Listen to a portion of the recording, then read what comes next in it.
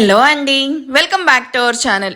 ఈరోజు స్టోరీ అందాల రాక్షసి ఎపిసోడ్ 77. ఇక స్టోరీలోకి వెళ్తే, నిశాంత్ తన కార్ స్పీడ్ను అమాంతం పెంచేసి హాస్పిటల్ ముందు కార్ ఆపి దియాని ఎత్తుకొని ఫాస్ట్గా హాస్పిటల్లోకి పరిగెడుతూ డాక్టర్ డాక్టర్ అని అరుస్తూ దియాను ట్రీట్ చేసే డాక్టర్ క్యాబిన్ వైపు వేగంగా అడుగులు వేస్తాడు.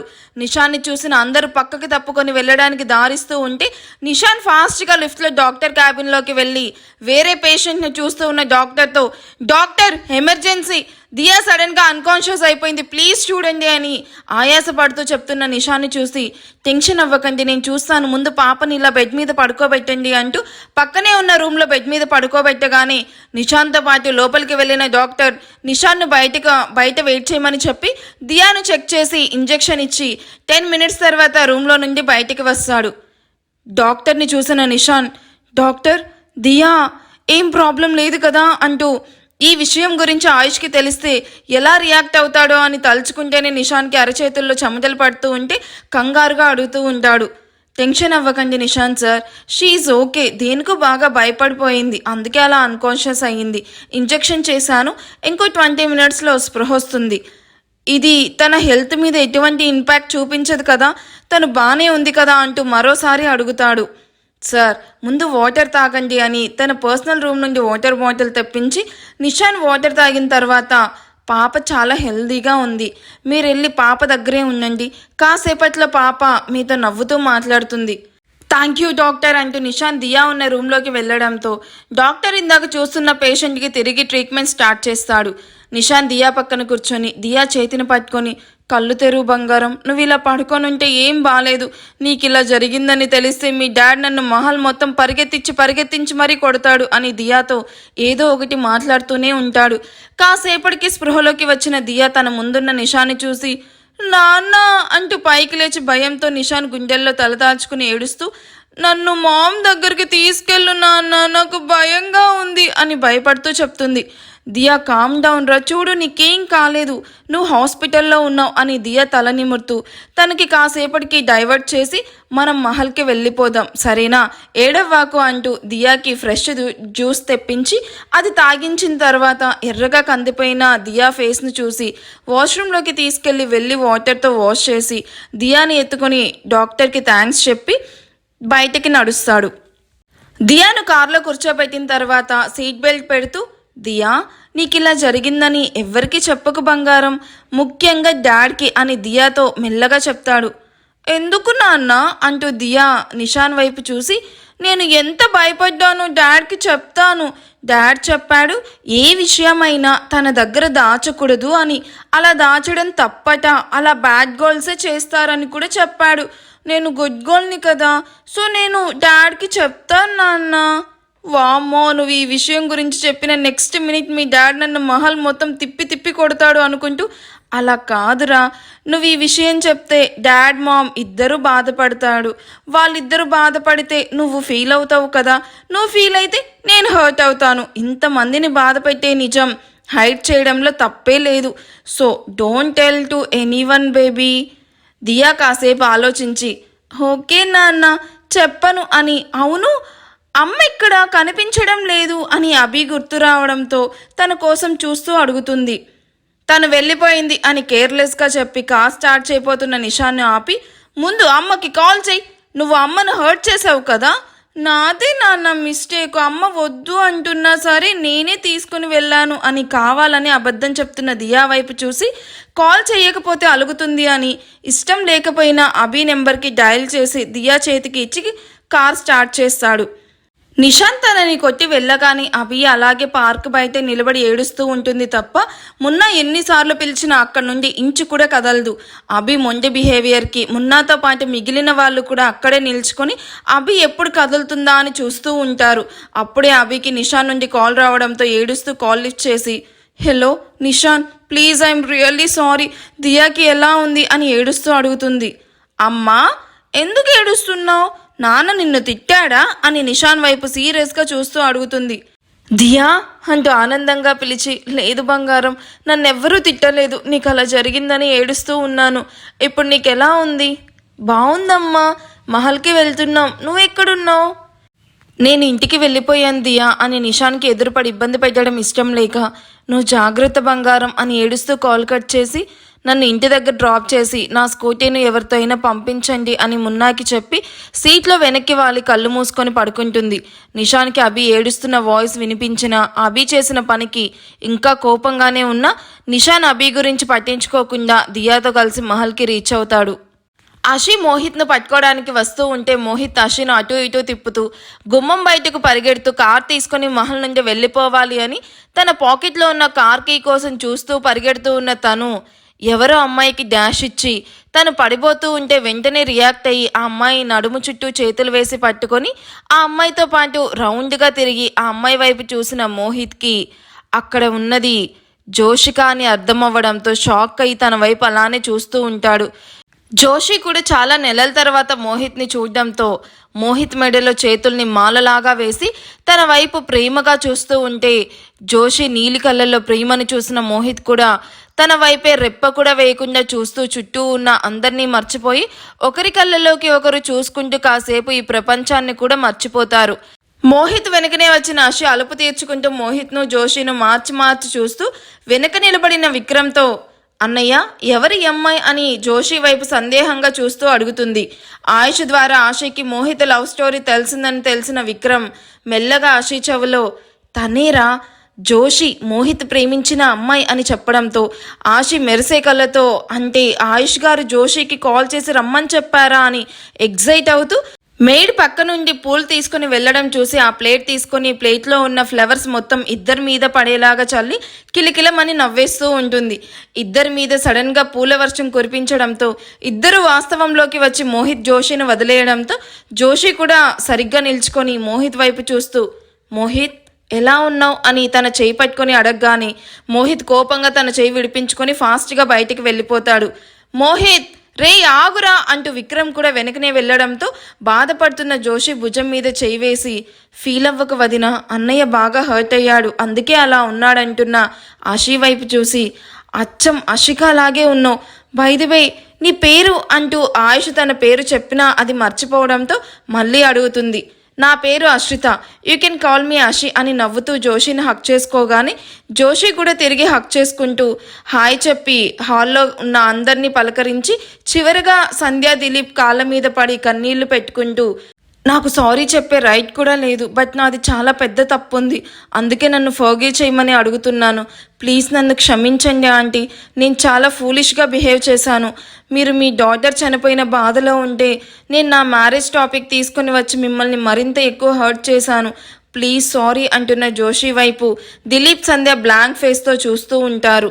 జోషి ఏడుస్తూ సంధ్య దిలీప్ కాళ్ళకి నమస్కారం చేస్తూ మీరు మీ డాటర్ చనిపోయింది అన్న బాధలో ఉంటే నేను నా మ్యారేజ్ టాపిక్ తీసుకొని వచ్చి మిమ్మల్ని మరింత ఎక్కువ బాధ పెట్టాను ప్లీజ్ నన్ను క్షమించండి ఆంటీ అని నేను మోహిత్ ఎక్కడ దూరం అవుతాడో అన్న భయంతో మ్యారేజ్ గురించి అడిగాను తప్ప అషిక అంటే ఇష్టం లేక కాదు నాకు కూడా అషిక అంటే చిన్నప్పటి నుండి చాలా ఇష్టం కానీ మోహిత్ ఎక్కువ మా మధ్య తనని తీసుకొని రావడంతో నాకు మోహిత్కి మధ్య తను వస్తుంది అని తన మీద కోప్పడేదాన్ని తప్ప తనంటే నాకు ద్వేషం ఏమీ లేదా ఆంటీ ఏ అమ్మాయి అయినా తను లవ్ చేసే పర్సన్ ఫస్ట్ తనకే ఎక్కువ లవ్ చేయాలి తనకే ఎక్కువ ప్రిఫరెన్స్ ఇవ్వాలని కోరుకుంటుంది నేను అదే కోరుకున్నాను అది నాకు అషిక వల్ల దక్కడం లేదని తన మీద కోపం చూపించేదాన్ని తప్ప నాకు మరో ఇంటెన్షన్ ఏమీ లేదు ప్లీజ్ అంకుల్ నా తప్పుని క్షమించండి అని పైకి లేచి ఇద్దరి వైపు చూస్తుంది. ఇద్దరు కూడా జోషి వైపు బ్లాంక్ ఫేస్తో చూస్తూ ఉంటారు. వాళ్ళిద్దరి ఫేస్ ఎక్స్ప్రెషన్ చూసిన జోషి అర్థమైంది అంకుల్ మీరు కూడా మోహిత్ లాగా నన్ను ట్రస్ట్ చేయడం లేదు నేను ఇంకా అలాంటి బిహేవియర్తో ఉన్నాను అనుకుంటున్నారు కదా ఓకే అంకుల్ మిమ్మల్ని చూడడానికి ఇంత దూరం వచ్చాను మీ ముగ్గురిని చూశాను నాకు అది చాలు అండ్ బలవంతంగా ట్రస్ట్ చేయకుండా ఏ రిలేషన్ బిల్డ్ అవ్వదు అని నాకు కూడా తెలుసు అంకుల్ మీకు నా మీద నమ్మకం లేదు అండ్ అది పోగొట్టుకుంది కూడా నేనే అది మళ్ళీ రావాలంటే టైం పట్టొచ్చు అంతవరకు నేను వెయిట్ చేస్తాను అని తన లగేజ్ ట్రాలీ తీసుకుంటున్న జోషి చేయి పట్టుకొని ఆపేస్తుంది సంధ్య. జోషి నిన్ను మేము ఎప్పుడు పరాయి అమ్మాయిలాగా చూడలేదు అషికాను ఎలా చూసుకున్నామో నిన్ను కూడా అలానే చూసుకున్నాము కానీ నువ్వే నీ ఇన్సెక్యూరిటీ ఫీలింగ్తో మోహిత్ను హర్ట్ చేసి వాడి మనసును నీ మాటలతో గాయం చేసి వాడికి నువ్వంటే అసహ్యం వేసేలాగా బిహేవ్ చేశావు. ఇప్పుడు వాడు నిన్ను అవాయిడ్ చేశాడు అని చిన్న పెయిన్ కూడా నువ్వు తీసుకోలేకపోతున్నావు. మోహిత్కి అషిక అంటే ఎంత ఇష్టమో తెలిసి కూడా తను దూరమైందని వాడు మానసికంగా కుమిలిపోతూ ఉంటే సపోర్ట్గా వాడి పక్కనే ఉండాల్సిన నువ్వే అలా బిహేవ్ చేస్తే వాడు ఇంకెంత ఫీల్ అవుతాడు చెప్పు. థింక్ చెయ్యి. ఇదంతా నువ్వు బాధపడాలని చెప్పడం లేదు. ఇకనైనా వాడితో బాధ పెట్టేలాగా బిహేవ్ చెయ్యకురా. అలా చేస్తే వాడే కాదు మేము కూడా నిన్ను హేట్ చేయాల్సి వస్తుంది. నో ఆంటీ, నేను చెప్తున్నాను కదా, ఇంక ఎప్పటికీ అలాంటి ఫూలిష్గా నేను బిహేవ్ చెయ్యను అని దిలీప్ సంధ్యాలను హక్ చేసుకుని ఏడుస్తూ తన కన్నీళ్ళని తుడుచుకుంటూ ఉండగానే అప్పుడే నిషాంత్తో కలిసి లోపలికి వస్తూ కనిపిస్తుంది దియా. దియాని చూసిన జోషి ఎవరు అన్నట్టు సంధ్యా వైపు చూడడంతో అషిక కూతురు దియా అని నవ్వుతూ చెప్పడంతో జోషి దియా ముందు నీస్ మీద కూర్చొని hi sweetheart, how are you అంటూ దియాని గుండెలకి హక్ చేసుకుంటూ విష్ చేస్తుంది. చూడ్డానికి ఇంగ్లీష్ అమ్మాయిలా ఉన్న తెలుగులో మాట్లాడుతూ ఉన్న జోషి వైపు అయోమయంగా చూస్తూ అలాగే ఉన్న దియాతో దియా తను జోషి అత్తయ్య మోహిత్ మామయ్యకి కాబోయే వైఫ్ అని చెప్పి అషి చెప్పడంతో దియా నవ్వుతూ హాయ్ అత్త అంటూ జోషితో తన మాటలు స్టార్ట్ చేసి అవి ఆటల వరకు వెళ్తాయి. ఆషి ఇద్దరి వైపు చిరునవ్వుతో చూస్తూ జోషి లగేజ్ను మెయిడ్తో మోహిత్ రూమ్కి ఎదురుగా ఉన్న రూమ్లో పెట్టమని చెప్పి నిషాన్ వైపు చూసి ఇద్దరే వచ్చారు, అభి ఎక్కడుంది నిషాన్ అభి అంటూ నిషాన్ వైపు చూస్తుంది. ఆషికి జరిగింది చెప్పి బాధ పెట్టడం ఇష్టం లేక అభి రాలేదు వదిన, పార్క్లో ఇద్దరు ఫుల్గా ఆడుకున్నారు, అందుకే అభి ఇంకా ఇంటికి వెళ్ళిపోతాను అంటే తనని డ్రాప్ చేసి మేము ఇలా వచ్చేసాం అని ఈ అమ్మాయి ఎవరు అంటూ జోషి వైపు చూస్తూ అడుగుతాడు. నిషాన్కి మోహిత్ లవ్ స్టోరీ మొత్తం షార్ట్కట్లో చెప్పి జోషి వదిన వచ్చింది అని అన్నయ్య కోపంగా వెళ్ళిపోయాడు. అన్నయ్యను వదిన్ను ఎలాగైనా కలపాలి అంటే మీ అన్నయ్య ఇన్వాల్వ్ అవ్వాల్సింది అని నిష్ఠూరిస్తూ చెప్తుంది. డోంట్ వరీ వదిన, అన్నయ్య తనను ఇండియా రప్పించాడంటే ఇద్దరిని కలపడానికే అయ్యుంటుంది. సో అది అన్నయ్యే చూసుకుంటాడు. నాకు ఆఫీస్కి టైం అవుతుంది బాయ్ అని చెప్పి అక్కడి నుంచి వెళ్ళిపోతాడు. ఆషి ఆడుకుంటూ ఉన్న ఇద్దరిని చూసి ఆడిన ఆటలు చాలు దియా, పద ఫ్రెష్ అవ్వు, నువ్వు కాసేపు రెస్ట్ తీసుకుందువు అని వదినా పద నీకు నీ రూమ్ చూపిస్తాను అని లిఫ్ట్లో దియాను ఎత్తుకొని జోషితో పాటు విక్రమ్ మోహిత్ అండ్ ప్రణవి ఉన్న ఫ్లోర్కి తీసుకుని వెళ్తుంది. అషి రూమ్ డోర్ ఓపెన్ చేసి వదినా ఇదే నీ రూమ్ ఎలా ఉంది అంటూ అప్పటికే మెయిల్ రూమ్ని నీట్గా క్లీన్ చేసి మాప్ పెట్టడంతో పాటు రూమ్ ఫ్రెషనర్ ఆన్ చేయడంతో జోషి రూమ్ని చూసి ఇంప్రెస్ అవుతూ బ్యూటిఫుల్ అషి, నాకు చాలా నచ్చింది అంటూ తను అందరి కోసం తీసుకొచ్చిన గిఫ్ట్స్ బ్యాగ్ ఓపెన్ చేసి అందులో నుండి దియాకి ఒక గిఫ్ట్ ప్యాక్తో పాటు చాక్లెట్ బాక్స్ అండ్ అషి కోసం కూడా మరో గిఫ్ట్ ప్యాక్ ఇచ్చి ఇది ఆయుష్ కోసం అంటూ ఆయుష్ది కూడా అషి చేతిలోనే పెడుతూ నో అనుకుండా తీసుకో అంటూ తన డ్రెస్సెస్ అన్ని వార్డ్రోబ్లో నీట్గా అరేంజ్ చేస్తూ అషితో మాట్లాడుతూ ఉంటుంది. కాసేపటికే ఇద్దరు మంచి ఫ్రెండ్స్ అయిపోతారు. వదినా నాకు డౌట్, ఆయుష్ గారు నీకు తెలుగు రాదు అని చెప్పారు, బట్ నువ్వు తెలుగు చాలా ఫ్లూయెంట్గా మాట్లాడుతున్నావు, ఎలా వదినా? హో అదా, మోహిత్ కోసం 2 years కష్టపడి మా హాస్పిటల్లోనే తెలుగు డాక్టర్ ఉన్నారు, సో ఆ డాక్టర్ బ్రెయిన్ తింటూ కష్టపడి నేర్చుకున్నాను. Wow, that's too good. నువ్వు ఫ్రెష్ అయ్యి రెస్ట్ తీసుకో వదినా, నీకు లంచ్ పంపిస్తాను అని అషి అక్కడి నుండి వెళ్ళిపోయాక మోహిత్ తనను నిజంగా క్షమించాడా, అసలు క్షమిస్తాడా అని ఆలోచిస్తూ బెడ్ మీద పడుకొని మోహిత్తో తనకున్న మెమొరీస్ను గుర్తు చేసుకుంటూ గడిపేస్తుంది. అషి దియాను తమ ఫ్లోర్కి తీసుకుని వెళ్ళి రూమ్లోకి వెళ్ళగానే తమ గిఫ్ట్ బ్యాగ్ జాగ్రత్తగా లోపల పెట్టేసి చాక్లెట్స్ తింటూ ఉన్న దియాను చూసి తల కొట్టుకుంటూ ఆ బాక్స్ తీసుకొని డైలీ ఓన్లీ 1 అంతే అని చెప్పి దియాని ఎత్తుకొని బాత్ చేయించి దియాతో పాటు తను కూడా బ్యాక్ పెయిన్ రావడంతో అలసటగా పడుకుంటుంది. ఆయుష్ ఫాస్ట్గా తన వర్క్ ఫినిష్ చేసి ఆఫ్టర్నూన్ మహల్కి వెళ్ళాలి అని చూస్తూ ఉన్న తనకి ఎక్స్క్యూజ్ మీ సార్ అన్న తన పిఏ పిలుపుకి ఎస్ అంటూ తల కూడా తిప్పకుండా ఆన్సర్ ఇస్తాడు. సార్ మిమ్మల్ని మీట్ అవ్వడానికి urban architecture group of company CEO mister Bhuvan గారు వచ్చారు, మిమ్మల్ని మీట్ అవ్వాలి అంటున్నారు, పంపించమంటారా? ఓకే సెండ్ దెమ్ అంటూ తను వర్క్ చేస్తూనే చెప్పగానే పిఏ బయటకు వెళ్ళి భువన్ను లోపలికి తీసుకుని వచ్చి ఆయుష్ వెనకే నిల్చుకుని జరిగేది చూస్తూ ఉంటాడు. Hello mister Ayush, how are you handsome అని షేక్ హ్యాండ్ ఇస్తూ ఉన్న భువన్కి షేక్ హ్యాండ్ ఇచ్చి I'm good how are you అంటూ ఎదురుగా ఉన్న చైర్ను చూపించి పేపర్ వెయిట్ని తిప్పుతూ నన్ను వెతుక్కుంటూ వచ్చావంటే ఏదో ఇంపార్టెంట్ వర్క్నే అయ్యుంటుంది, ఐ కరెక్ట్ అంటూ స్ట్రైట్గా పాయింట్కి వచ్చేస్తాడు. యువర్ టూ స్మార్ట్ ఆయుష్, అందుకే నువ్వంటే నాకు ఇష్టం. నీకంటే ఏజ్లో పెద్దయినా ఎలాంటి రెస్పెక్ట్ ఇవ్వకుండా స్ట్రైట్గా మాట్లాడుతావు, అది ఇంకా ఇష్టం. సో నేను వచ్చిన మ్యాటర్లోకి వచ్చేస్తాను. మీరు కొత్తగా కన్స్ట్రక్ట్ చేస్తున్న బిల్డింగ్ కాంట్రాక్ట్ గురించి ఆల్రెడీ మేము అడిగాము, అయినా మీ నుండి ఏ రెస్పాన్స్ రాలేదు. అందుకే నేనే వచ్చాను. మేము అడిగిన అమౌంట్ ప్రాబ్లం అయితే అందులో నేను మీకు డిస్కౌంట్ కూడా ఇస్తాను. What did you say? Already నేను వేరే బిల్డర్ అండ్ ఇంజనీర్తో కాంట్రాక్ట్ మాట్లాడేశాను, అగ్రిమెంట్ కూడా అయిపోయింది. So not interested. ఇక మీరు వచ్చిన దారినే వెళ్ళొచ్చు. ఆయుష్, ఆలోచించి మాట్లాడు. నీ కళ్ళ ముందు ఉన్నది భువన్. నన్ను కాదని ఎలా నీ ఆఫీస్ కన్స్ట్రక్షన్ ఫినిష్ చేస్తావో నేను కూడా చూస్తాను. మర్యాదగా అగ్రిమెంట్ క్యాన్సిల్ చేసుకో. ఏంటి, బ్లాక్మెయిల్ చేస్తున్నావా? How funny. నీలాంటి వేస్ట్ బిల్డర్కి నేను ఎలా కాంట్రాక్ట్ ఇస్తాననుకున్నావు? నీ చీప్ క్వాలిటీ మెటీరియల్తో బిల్డింగ్ కట్టేసి అది 1 year కూడా ఉండకుండా ఎక్కడికక్కడ స్క్రాచెస్ వస్తున్నాయి. ఆ విషయం తెలిసే నేను నీకు ఈ కాంట్రాక్ట్ ఇవ్వలేదు.